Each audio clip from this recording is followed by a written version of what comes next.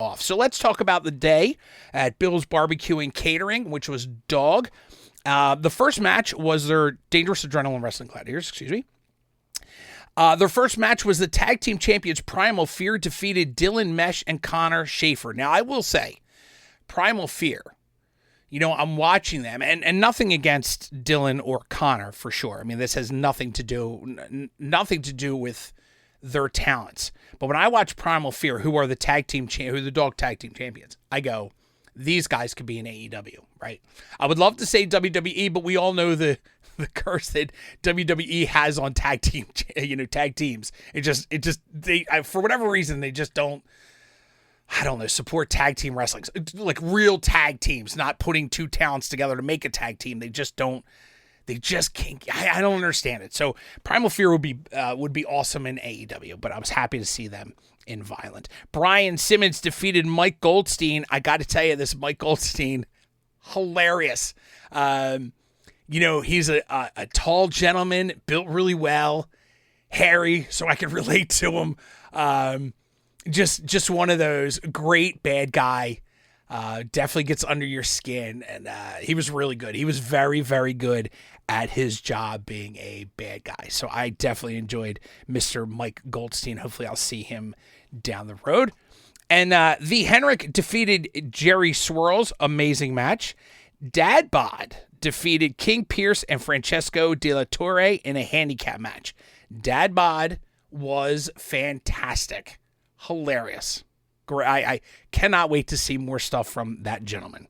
He was really, really fun and had 3 shirts on, which was even funnier. Let's see.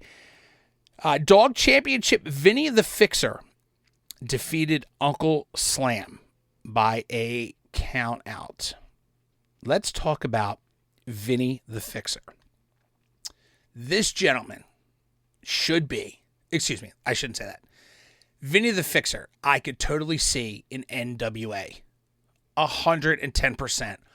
Old school, bad guy. He came out to Kiss, which I'm already a fan at that point, and he just had this look about him. He just had a look, and and the whole time I'm thinking, man, he could be an NWA. Like, this guy could totally be in part of the NWA locker room. And I will say, I don't want to break down a fourth wall, but I had the pleasure of, you could see the wrestlers kind of standing in the back.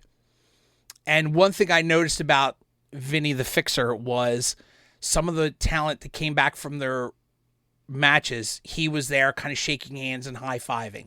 And that is a locker room leader. That is someone that you want to be around. And I'm assuming if I was a young wrestler, I definitely would go to Vinny the Fixer.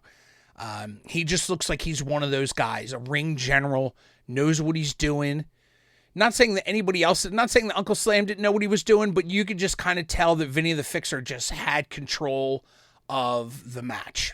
And I came out a huge fan of Vinny. And I hope to see him somewhere soon. And like Dr. Zirconium said last week, he's held the championship for over a year, and now I know why. So then we took a little break, and when we came back from the break, the WWGP Women's Champion Gabby Ortiz defeated Tiffany Avatar.